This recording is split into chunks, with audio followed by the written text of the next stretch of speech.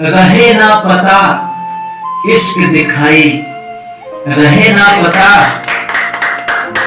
जय भोजपुरिया समाज।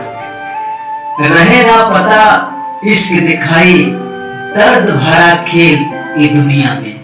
रहे ना पता इश्क दिखाई, दर्द भरा खेल ये दुनिया में।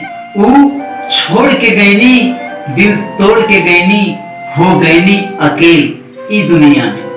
वो छोड़ के गईनी, दिल तोड़ के गईनी, हो गईनी अकेल ई दुनिया में।